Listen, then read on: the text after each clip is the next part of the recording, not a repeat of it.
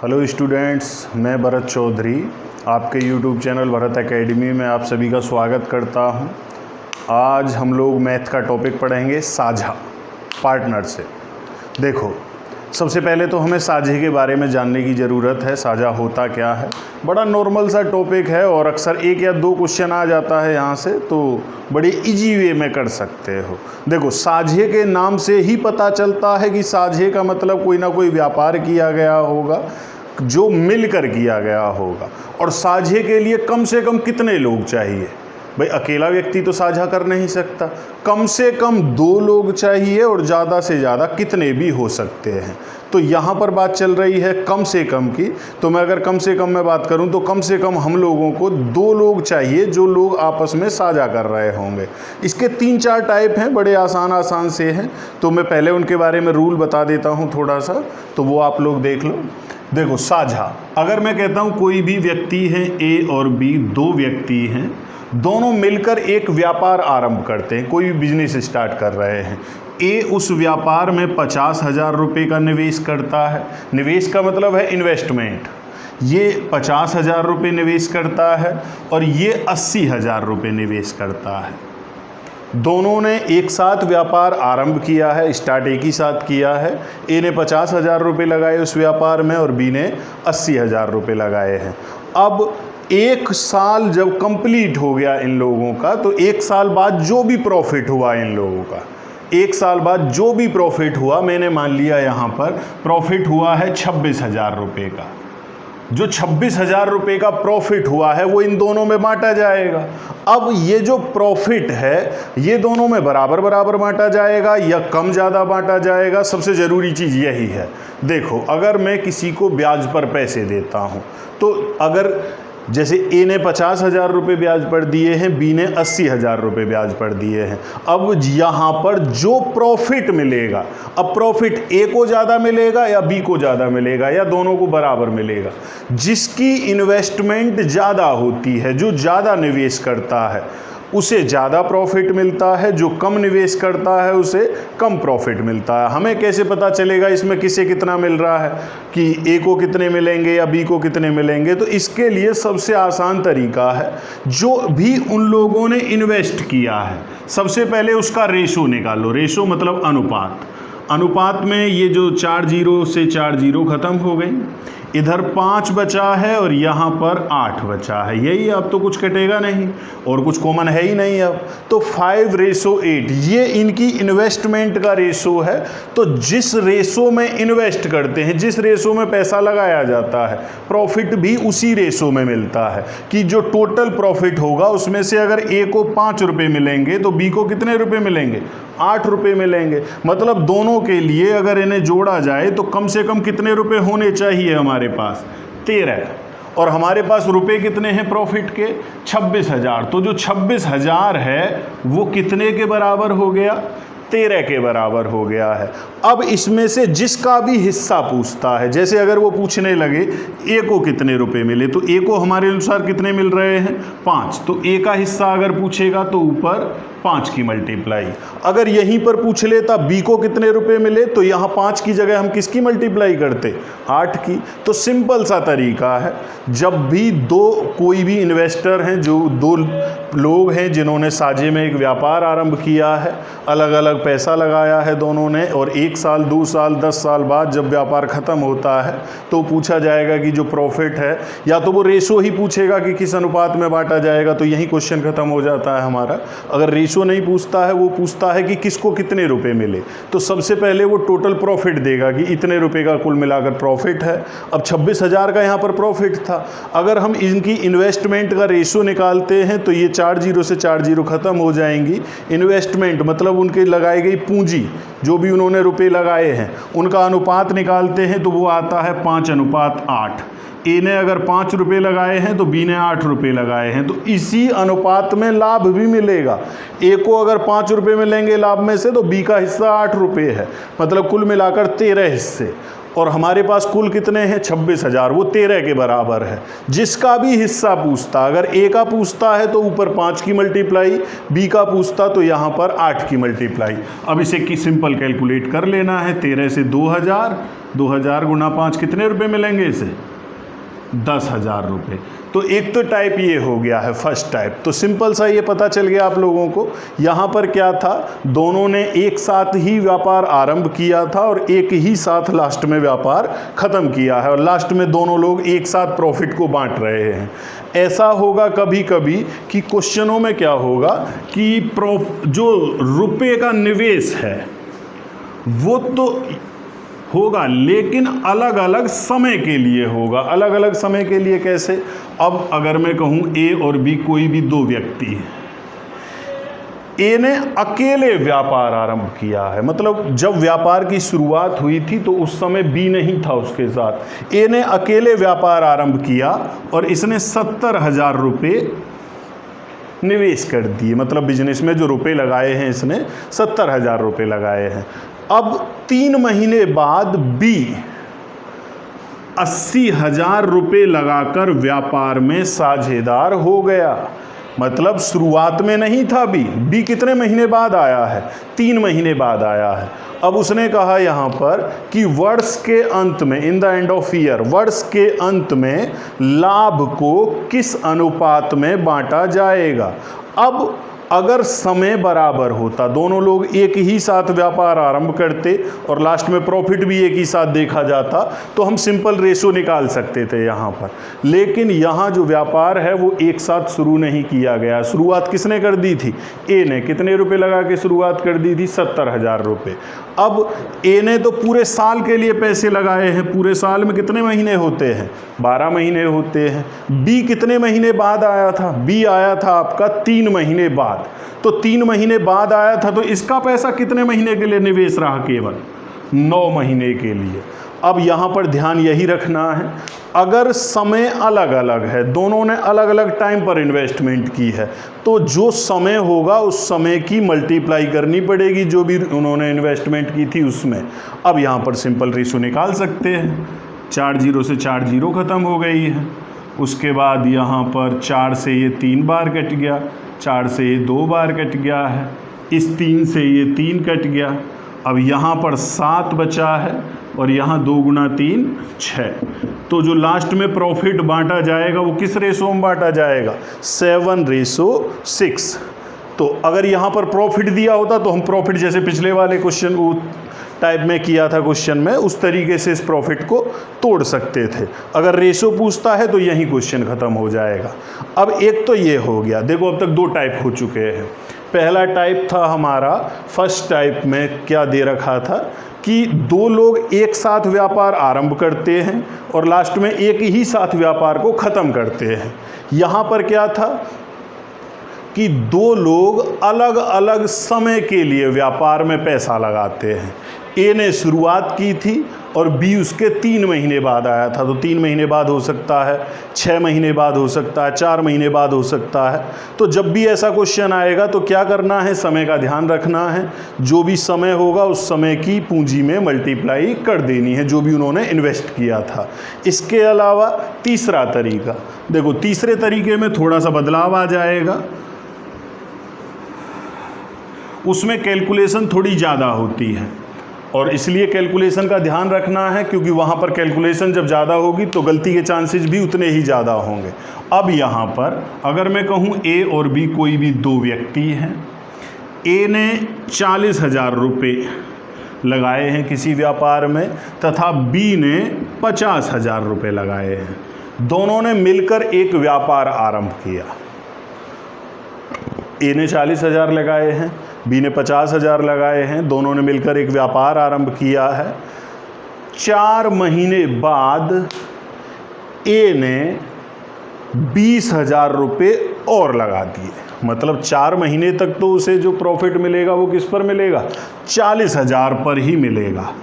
उसके बाद उसने क्या किया? 20,000 और लगा दिए। उसके अकाउंट में पहले से कितने थे? 40,000। 20,000 और लगा दिए तो आने वाले समय के लिए जो प्रॉफिट मिलेगा वो कितने पर मिलेगा? 60,000 पर। भाई शुरुआत में 40,000 इन्वेस्ट किए थे, लेकिन बाद में क्या हुआ, 4 महीने बाद उसने 20,000 रुपये और लगा दिए, तो 40 की जगह अब जो आने वाले समय के लिए प्रॉफिट मिलना है वो 60,000 पर मिलेगा। बी ने उसी समय मतलब जब 4 महीने कंप्लीट हो चुके थे, बी ने उसी समय 20,000 रुपये निकाल लिए। 4 महीने तक तो इसे प्रॉफिट 50,000 पर ही मिलेगा। अब उसने क्या किया कि 50,000 रुपये थे उसके अकाउंट में, जिसमें से उसने 20,000 रुपये निकाल लिए, तो अभी कितने रुपए बचे हुए हैं, 30,000 रुपये।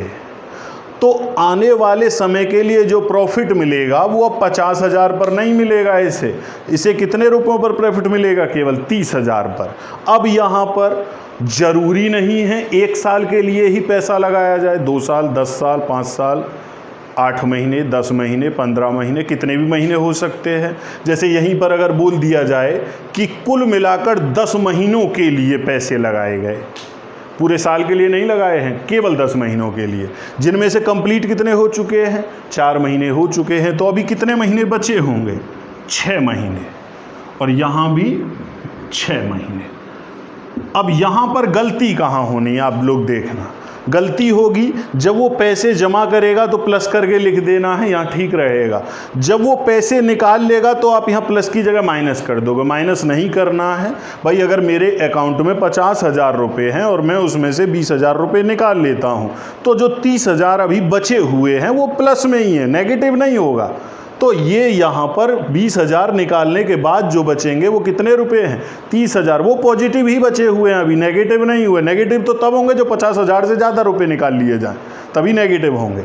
तो यहाँ ध्यान देना है, सबसे ज़्यादा गलती यहाँ पर होती है, हम कैलकुलेशन में यहाँ पर प्लस की जगह माइनस लिख देते हैं। अब इसे कैलकुलेट कर लेना है भाई। अगर ये इसमें 4 जीरो कॉमन है, 4 जीरो 4 जीरो 4 जीरो 4 जीरो, उसके अलावा इसमें कॉमन है आपका 2 कॉमन है, 2 से 2 बार, 3 बार, 2 बार, 3 बार। अब ये हो गया 4 गुना 2 8, 3 गुना 6 18, 18 और 8 होते हैं आपके 26। ये 2 गुना 5 10, और ये 3 गुना 3 9। ये 10 और 9 आपके हो जाते हैं 19। तो जो लास्ट में रेशो निकल के आया वो कितना निकल के आया है, 26:19, 26:29। तो यहाँ पर देखो, ये जो पहले दोनों टाइप थे, ज़्यादातर क्वेश्चन उन्हीं से आ जाते हैं, लेकिन ज़रूरी नहीं है केवल उन्हीं से। आप अगर ठीक लेवल का एग्ज़ाम दे रहे हो तो क्वेश्चन इससे भी आ सकता है। और यहाँ पर आप लोगों को केवल कैलकुलेशन का ध्यान रखना है। जब कोई पैसे जमा करेगा तो जोड़ कर लिख देना है, अगर पैसे निकाल लेता है तो घटा कर लिख देना, और वो भी पॉजिटिव में ही रखना है, नेगेटिव में कभी बिजनेस नहीं चल सकता भाई। ऐसा नहीं हो सकता कि मैं 50,000 रुपये तुम्हें 6 महीने बाद दे दूंगा, तुम अपनी तरफ से अभी लगा लो और बिजनेस चालू कर लो, ऐसा नहीं होता। बिजनेस में पैसे तुरंत दिए जाएंगे। तो यहाँ पर जब भी ऐसा क्वेश्चन आएगा, चाहे पैसे निकालेगा, तो इसकी मैक्सिमम लिमिट निकालने की 50,000 है, मतलब 0 हो सकता है। ऐसा नहीं हो सकता कि 50,000 रुपये लगाए और 70,000 निकाल लिए, ऐसा होगा ही नहीं कभी। तो ये 3 टाइप हो गए हैं। इन्हीं तीनों टाइपों पर ज़्यादातर क्वेश्चन हो जाते हैं। इन पर कुछ क्वेश्चन कर लेते हैं अभी, जो प्रैक्टिस करेंगे। अभी 4-6 क्वेश्चन करा देता हूँ मैं आप लोगों को, ठीक है। अब ये क्वेश्चन है, 2 साझेदार ए और बी एक साझेदारी व्यवसाय में क्रमशः 50,000 तथा 40,000 रुपये की पूंजी लगाकर आरंभ करते हैं। वर्ष के अंत में इनके लाभ का अनुपात क्या होगा। अब देखो, यहाँ पर 2 लोग हैं, ए और बी। कितने कितने रुपए लगाए हैं, ए ने 50,000 रुपये लगाए हैं और बी ने 40,000 रुपये लगाए हैं। मैंने बताया था जब भी लाभ का अनुपात पूछेगा तो क्या करना है, केवल उनके निवेश जो उन्होंने इन्वेस्ट किया है उसका अनुपात निकाल देना है। भाई 4 जीरो से 4 जीरो ख़त्म हो गई, तो उनके लाभ का अनुपात भी कितना हो गया, 5:4। तो बहुत इजी है, तो सिंपल सा कर सकते हो। अब यहाँ पर तो क्या दिया था, केवल लाभ का अनुपात पूछा था। अब यहाँ पर लाभ दे सकता है और वो पूछ लेगा कि ए को कितने रुपए मिलेंगे या बी को कितने मिलेंगे। तो एक क्वेश्चन ऐसा भी कर लेते हैं। अब ये क्वेश्चन है, दो साझेदार ए तथा बी साझे में एक व्यापार आरंभ करते हैं। वे क्रमशः 40,000 रुपये तथा 70,000 रुपये का निवेश करते हैं। मतलब ए और बी कोई भी दो व्यक्ति हैं। ए ने 40,000 रुपये का निवेश किया है और बी ने 70,000 रुपये का निवेश किया है। वर्ष के अंत में 44,000 रुपये के कुल लाभ में से, मतलब जो टोटल प्रॉफिट है वो प्रॉफिट कितने रुपए का हो गया आपका, 44,000 रुपये का। वर्ष के अंत में 44,000 रुपये के कुल लाभ में से बी को क्या मिलेगा, किसका प्रॉफिट पूछा गया है, बी का। तो सबसे पहले क्या करना है, हमें इनका रेशो निकालना है। रेशो निकालेंगे, 4 0 से 4 0 ख़त्म। तो इनके प्रॉफिट का रेशो कितना निकल आया हमारे पास, 4:7। मतलब प्रॉफिट में से ए को अगर 4 रुपये मिलेंगे तो बी को कितने रुपये मिलेंगे, 7 रुपये। अब कुल मिलाकर 4 और 7 कितने होते हैं, 11 होते हैं। मतलब जो 44,000 है उसे 11 हिस्सों में बांटा जाएगा। अब हिस्सा पूछा गया है बी का, तो बी को इसमें से कितने हिस्से मिल रहे हैं, 7। बस 11 से ये 4 बार, 4,000 गुना 7 कितने होते हैं, 28,000 रुपये। ये किसका हिस्सा निकल के आया है, बी का। अगर वो यहीं पर ए का हिस्सा पूछ लेता तो हम मल्टीप्लाई कितने की करते, 4 की। तो यहाँ पर फिर हो जाता 4 गुना 4, 16,000 रुपये। तो ये हो गया क्वेश्चन। अब एक और क्वेश्चन नेक्स्ट करते हैं। अब यह क्वेश्चन है, राजू तथा श्याम ने क्रमशः 30,000 रुपये तथा 45,000 रुपये के निवेश से साझेदारी में व्यापार आरंभ किया।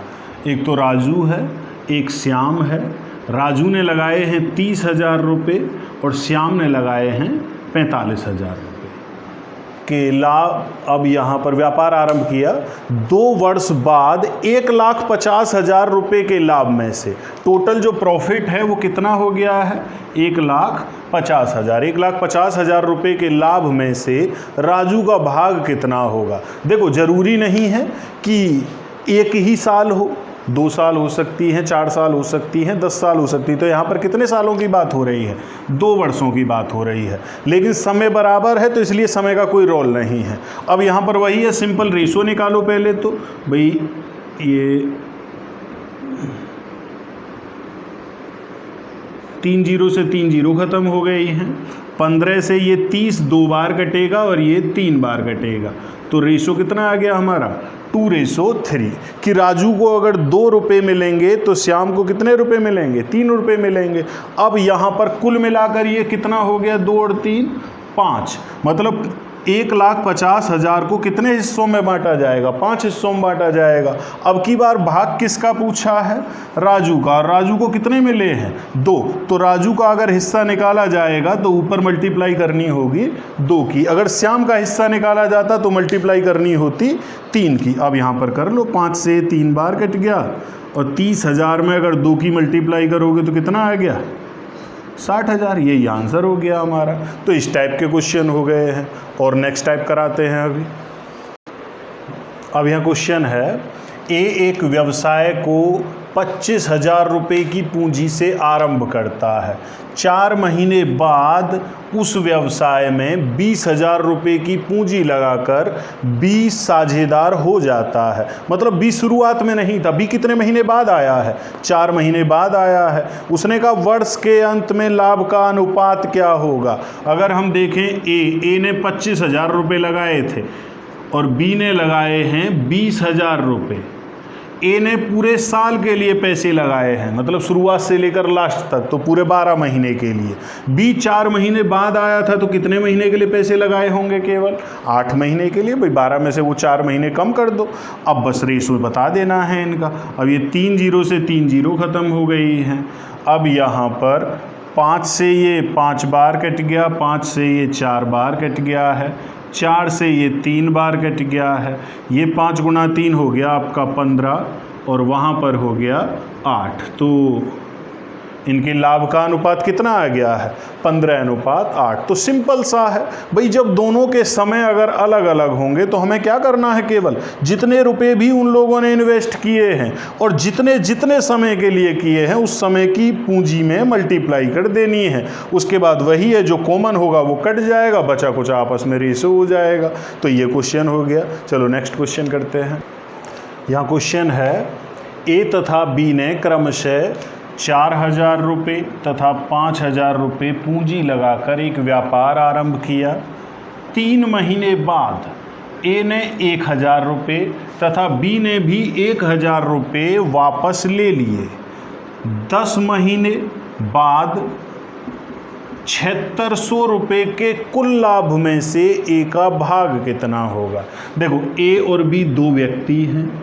ए ने रुपये लगाए हैं 4,000 रुपये, बी ने लगाए हैं 5,000 रुपये। दोनों ने मिलकर व्यापार आरंभ किया था। 3 महीने बाद ए ने 1,000 रुपये निकाल लिए, तो 3 महीने तक तो इसी पर प्रॉफिट मिलेगा। फिर 1,000 जब निकाल लिए हैं तो इसके अकाउंट में अब रुपये कितने बचे, केवल 3,000। भाई 4,000 थे, 1,000 निकाल लिए, 3,000 बचे हैं। बी ने क्या किया उसी समय, बी ने भी, तो 3 महीने तक तो उसे इस पर ही प्रॉफिट मिलेगा। इसने भी 1,000 रुपये निकाल लिए, तो इसके अकाउंट में भी कितने बचे अब, केवल 4,000। भाई 5,000 में से 1,000 कम कर दो, 4,000। व्यापार कितने महीने तक चला है, 10 महीने तक। पूरे साल नहीं चला, केवल 10 महीने तक चला है, जिनमें से 3 महीने कंप्लीट हो चुके थे। तो अभी आगे कितने महीने बचे हैं, केवल 7, और यहाँ भी 7। अब सबसे पहले तो रेशो निकाल लो भाई, इनमें सभी में 3-3 जीरो कॉमन है। ये 3-3 जीरो आपकी ख़त्म हो गई। ये 4 गुना 3 12, 3 गुना 7 21, और 12 और 21 होते हैं 33। ये 5 गुना 3 15, ये 4 गुना 7 28, 28 और 15 को अगर आप ऐड करोगे तो ये हो जाएगा आपका 43। तो जो प्रॉफिट का रेशो निकल के आया है वो कितना निकल के आया आपका 33:43। मैंने बताया था ऐसे क्वेश्चनों में थोड़ी कैलकुलेशन ज़्यादा होगी और कैलकुलेशन में गलती के चांसेस हैं, तो आपको यहाँ पर ध्यान रखना है कैलकुलेट करते वक्त। अब कुल मिलाकर प्रॉफिट कितने रुपए का है, 7,600 रुपये का। यहाँ देखें तो ए को 33 रुपये मिलेंगे तो बी को 43 मिलेंगे, मतलब दोनों को जोड़ा जाए तो कितने हिस्से हो गए दोनों के, 76। तो ये 76 हिस्सों में बांटा जाएगा। जिसका भी हिस्सा पूछा जाए, ए का हिस्सा पूछा गया है तो मल्टीप्लाई करोगे आप 33 की। अगर बी का हिस्सा पूछा जाता तो मल्टीप्लाई करते 43 की। 76 से ये 100 बार कट गया, और 100 गुना 33 कितने होते हैं, 33। तो यही आंसर हो गया। अब यहाँ पर तो संख्याओं वाले क्वेश्चन थे, पूरे रुपए दे रखे थे। कभी कभी ऐसा होगा कि ऐसे क्वेश्चनों में वो रेशो दे देगा, रेशो वाले क्वेश्चन हो सकते हैं, या गुने दे देगा, तो इस टाइप के भी क्वेश्चन हो सकते हैं। चलो ऐसा भी 1-2 क्वेश्चन कर लेते हैं। अब ये क्वेश्चन है, ए बी तथा सी ने मिलकर एक व्यापार आरंभ किया तथा 5:6:8 के अनुपात में पूंजी लगाई। मतलब ए बी सी 3 लोग हैं। ए ने 5 रुपये लगाए हैं, तो बी ने 6 रुपये लगाए हैं, और सी ने 8 रुपये लगाए हैं। 1 वर्ष बाद सी ने अपनी 50% पूंजी, 50% 50% का मतलब क्या होता, आधा, 50% पूंजी वापस ले ली। 1 साल तक तो 8 रुपये पर ही प्रॉफिट मिलेगा। फिर उसने आधी पूंजी वापस ले ली। 8 का आधा कितना होता है, 4 रुपये वापस ले लिए। तो अब भी उसके अकाउंट में कितने रुपए बचे हुए हैं, 4 रुपये अब भी बचे हुए हैं। आने वाले समय के लिए जो उसे प्रॉफिट मिलेगा वो अब 8 पर नहीं मिलेगा, कितने पर मिलेगा, 4 पर मिलेगा। अब तथा ए ने अपनी पूंजी की 60% राशि और लगा दी। ए ने कितने रुपए लगा रखे थे, पहले 5 रुपये लगा रखे थे। 1 साल तक तो जो प्रॉफिट मिलेगा वो 5 पर ही मिलेगा, लेकिन अब उसने क्या किया, 60% राशि और लगा दी। 5 का 60% 3 होता है, या कैलकुलेट करके देख लो, 5 गुना 60/100, 60% का मतलब 60/100। अब यहाँ 5 से ये 20 बार, और 20 से ये 3 बार, मतलब 3 रुपये और लगा दिए हैं। 5 रुपये पहले से ही थे, 3 और लगा दिए, तो अब आने वाले समय के लिए प्रॉफिट कितने रुपयों पर मिलेगा? 8 रुपयों पर मिलेगा। अब यहाँ पर उसने कहा 2 वर्ष बाद कुल लाभ को ABC में किस अनुपात में बांटा जाएगा? कितने साल बाद? 2 साल बाद। मतलब कुल मिलाकर जो व्यापार चला है वो 2 साल तक चला है। 1 साल कंप्लीट हो गई थी यहाँ पर, आगे एक और बची होगी। यहाँ भी 1 साल कंप्लीट हो गई थी, आगे एक और बची होगी। अब B ने तो जितने रुपए शुरू में लगाए थे लास्ट तक वही लगा के रखे, इसने तो कोई बदलाव किया नहीं है, तो इसे तो पूरे 2 साल तक इन्हीं पर प्रॉफिट मिलेगा। बस कर दो, 5 + 8 ये 13 हो गया आपका, ये 6 दूनी 12 हो गया है, 8 + 4 ये भी 12 हो गया है। तो रेशो क्या निकल आया आपका? 13, 12, 12। तो बड़ा सिंपल है।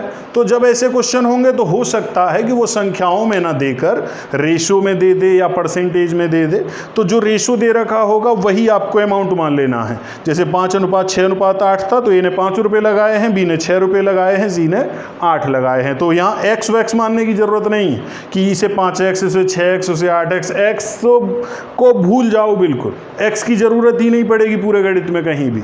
तो सिंपल सा है, जब भी ऐसा क्वेश्चन होगा हमारा टाइम भी बचेगा, कैलकुलेशन भी इजी हो जाएगी, छोटे डिजिट हैं और बड़े आसान तरीके से कर लेना है। ठीक है, तो अब यहाँ पर एक तो इस टाइप के क्वेश्चन हो गए। इसके अलावा इसमें क्वेश्चन आ जाते हैं समय वाले, वो समय पूछ लेता, पूंजी दे देगा, प्रॉफिट दे देगा, टाइम पूछ लेगा, तो वो टाइम वाले क्वेश्चन भी 1-2 कर लेते हैं अभी। अब यहाँ पर क्वेश्चन है, ए तथा बी किसी व्यवसाय में 5:6 के अनुपात में पूंजी लगाते हैं।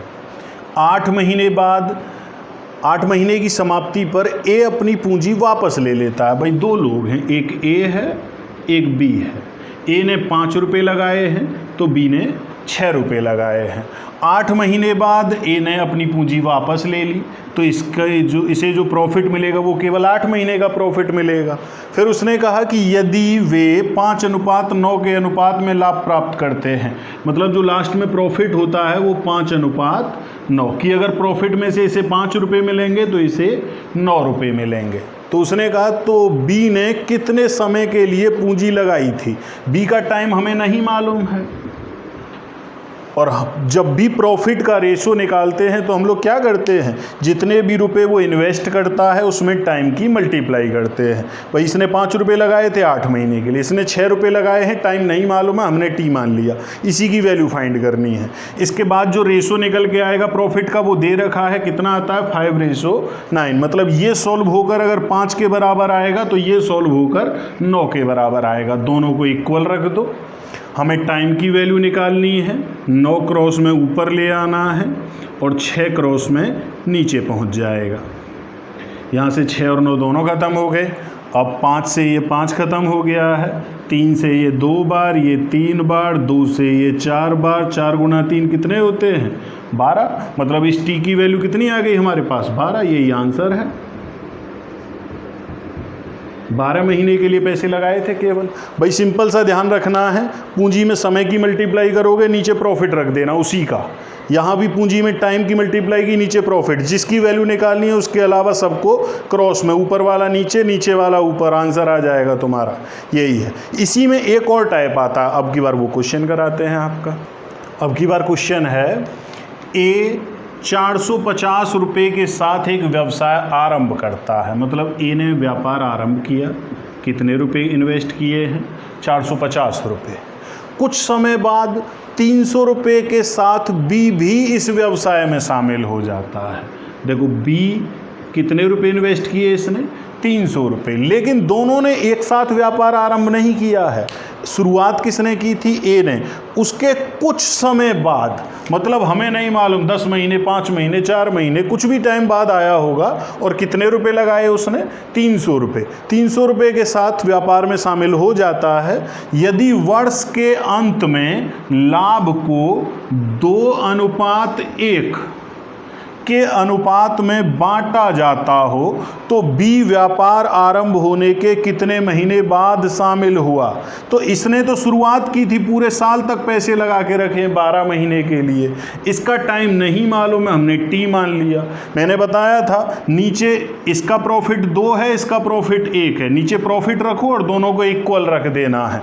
अब क्रॉस मल्टीप्लाई 300 नीचे आ जाएगा और 1 क्रॉस में ऊपर, तो यहाँ से 1 और 300 दोनों ख़त्म हो गए हैं। अब यहाँ पर 2 से ये कट गया आपका 6 बार, 6 से ये 6 पंजे 30 होते हैं, मतलब 50 बार, 50 से ये आपका कट गया 9 बार, और तो कुछ बचा नहीं। 9 में 1 की मल्टीप्लाई करोगे 9 ही होगा। तो टी की वैल्यू हमारे पास कितनी आ गई है, 9। तो अब यहाँ पर देखो सबसे ज़्यादा गलती इस टाइप के क्वेश्चन में होती है। ऐसे क्वेश्चनों में क्या होगा, ऑप्शन मिलेंगे 9 महीने, 6 महीने, 3 महीने, 8 महीने। अब हमारा आंसर 9 आ गया, हम तुरंत उसे टिक कर देंगे भाई ये सही है, जबकि ये आंसर गलत है। अब गलत क्यों है, सबसे पहले ये देखो, अब की बार उसने ये नहीं पूछा कि उसने कितने महीने तक पैसे लगा के रखे थे। क्वेश्चन पर ध्यान दो, क्वेश्चन ये है बी व्यापार आरंभ होने के कितने महीने बाद साझेदार बना। 1 साल में कितने महीने होते हैं, 12 महीने होते हैं, और इसका पैसा कितने महीने तक लगा रहा है, 9 महीने तक केवल।